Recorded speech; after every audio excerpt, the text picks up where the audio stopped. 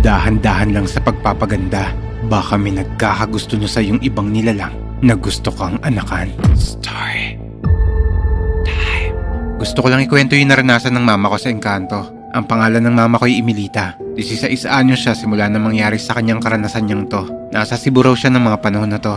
Doon kasi siya nagtatrabaho sa isang karinderya. Tapos yung likod daw ng karinderya na yon ay sementeryo na may malaking punong kahoy. Kaya raw siya nagtrabaho sa murang edad niya ay dahil naghiwalay daw ang mga magulang niya. Kaya napilitan siya magtrabaho para meron siyang pantusto sa sarili niya. Nagstay in siya sa karinderya na to. Medyo tumagal siya dun sa Cebu, mga 1 taon din. Nagsimula raw lahat ng kakaibang karanasan niya ng isang gabi. 12:00 ng madaling araw, bigla raw nagising si mama kasi uhaw na daw siya. Pumunta daw siya sa kusina ng pinagtatrabahuan niya para raw uminom ng tubig. Tapos nagtaka siya nang biglang bumukas yung gripo na mag-isa. Binaliwala niya lang daw to dahil baka raw nagkataon lang. Tapos kumuha na siya ng baso at uminom din siya sa gripong bumukas. At natulog na siya ulit. Kinabukasan, busy ang lahat sa trabaho nila pati si mama. Pero pagsapit daw ng 12:00 ng tanghali, bigla na lang daw siyang inantok. Hindi raw normal na antok yon. Kasi sabi niya, kahit ayaw niya raw matulog, yung katawan niya raw ay biglang gustong humiga. At ang mga mata niya ay gusto nang pumikit sa antok. Hanggang sa nakatulog nga siya. At dito na siya nanaginip. Napunta raw siya sa ibang lugar na puno ng mga bulaklak. At hindi raw pangkaraniwang bulaklak yon. Kakaibang bulaklak daw. Tapos may humawak raw sa kamay niya na isang lalaki. Nagulat daw siya pero sumunod naman daw si mama. At naglakad sila papunta sa isang malaking bato habang hawak-hawak ng lalaki ang kamay niya. At umupo sila rito. Nagtaka si mama kasi alam niyang hindi normal yung panaginip niyang to. Sabi niya sa akin, hindi niya raw masyadong makita yung mukha ng lalaking yon. Kasi nakatagili daw sa kanya. Dahil magkatabi silang nakaupo sa may malaking bato. Pero mukhang gwapo raw yung lalaking yon at mahaba ang buhok. Hanggang naputol raw to. Dahil bigla na lang daw nagising si mama nang bandang 2:00 ng tanghali. Binaliwala niya lang yung panaginip niyang to dahil baka random dreams lang daw yon. Kaya bumalik na siya kagad sa trabaho dahil baka hinahanap na siya ng amo niya. Hanggang nasundan daw ang mga panaginip na yon. Palagi niya raw napapanagnipan yung lalaking yon sa tuwing matutulog siya ng tanghali. At dito na raw niya nakita ang malaprinsipeng mukha ng lalaking yon. At sa tuwing gumigising raw siya mula sa panaginip niyang to, parang hingal na hingal daw siya lagi dahil sa kalalakad nila. May ilang beses pang araw na kahit anong gising sa kanya ng mga kasamahan niya, hindi raw siya magising ng mga to. May pangyayari rin na nakakarinig siya sa hating gabi na parang may nanghaharana sa kanyang lalaki pero kumakanta yun sa ibang lengguwahe at napakaganda raw ng boses noon. Oh Britannia, ma jolie Bretagne, je te dédie cette petite chanson.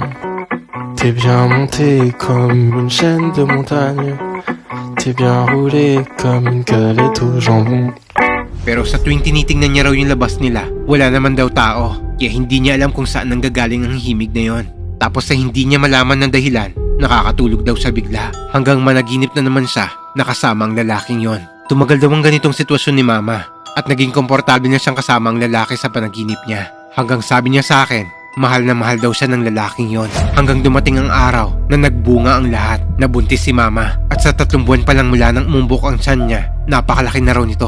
Dahilan upang magkasakit siya. Sobrang payat daw ni mama ng mga panahon na to. Tsaka ayaw niya raw uminom ng tubig. Gustuhin man daw ng katawan niyang uminom, pero ayaw daw ng isipan niya. Nabalitaan daw ng lola niya ang nangyari sa kanya. Kaya sa pag-aalala ng lola niya, pinuntahan siya nito sa Cebu para ipagamot siya. Kumonsulta raw sila sa doktor. At ang sabi ng doktor, wala naman daw bata sa tiyan ni mama, kundi puro tubig daw yon. Kaya imposible daw nabuntis si mama.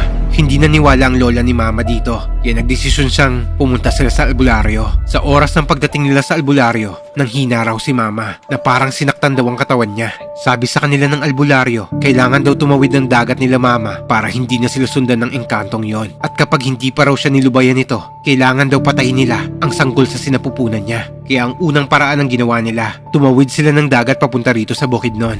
Pero mas lalong nagkasakit si mama. Ang payat na nito na ayaw na niyang kumain at uminom. Nag-away pa raw ang tito ng mama ko at lola niya kasi imposible raw na buntis si mama dahil wala naman siyang boyfriend ng mga panahon na to. Pero alalang-alala ang lola ni mama sa sitwasyon niya kasi nakamamatay raw to. Kaya nagpapunta sila ulit ng albularyo na kilala sa lugar nila. Sinuri si mama ng albularyo to at ang sabi, kukunin na daw siya ng engkantong yon kasama ang kambal na bata na ginawa nila. Kaya ang ginawa ng albularyo, sinimulan niyang kontrahin ito sa pamamagitan ng ritual. Iniligay ng albularyo ang hintuturo ni mama sa pusod niya. Saka siya nagsalita ng Latin. At dito na namilipit sa sakit si mama. Dumugo raw ang pagkababae niya at ang mga manok sa paligid nila ay sobrang ingay daw hanggang sa nawalan daw siya ng malay. At napanaginipan niya raw yung lalaking yon. Iyak daw ng iyak yun dahil hinayaan daw ni mama na mawala ang anak nila. Nag-away sila sa panaginip nito. At sinumpa raw siya ng lalaking yon na hindi raw siya magiging masaya sa magiging asawa niya sa lupa. At nagkatotoo nga ito. Kasi ngayong may asawa na si mama, hindi raw siya masaya sa relasyon nila ni papa. Parang laging may kulang raw. At hindi niya rin daw alam kung ano. Siguro raw hinahanap niya yung pagmamahal sa kanya ng lalaking nasa panaginip niya. Sabi pa ni mama sa akin, pagkatapos daw ng gabing yon, nilibing daw agad nila lola ang kambal sa sinapupunan niya na parang mga aso daw to sa laki. Nakita pa raw ni lola na kulay asul ang mga mata ng kambal. Huling panaginip ni mama sa kambal niyang anak. Mga bata raw na may mga pakpak yon. At nilipad daw siya nito sa mundo nila. Maganda at gwapo raw ang naging anak ni mama. Sabi ni mama sa akin, hindi talaga raw namatay ang kambal niya. Kinuha lang daw ito ng ama nila. Hanggang ngayon, nararamdaman daw ni mama na binabantayan siya ng engkantong minsan naging kabiyak ng buhay niya. Kasama ng 2 kambal na naging bunga ng pagmamahalan nila. Oh Britannie, ma jolie Bretagne, je te dédie cette petite chanson. T'es bien monté comme une chaîne de montagne, t'es bien roulé comme une galette au jambon.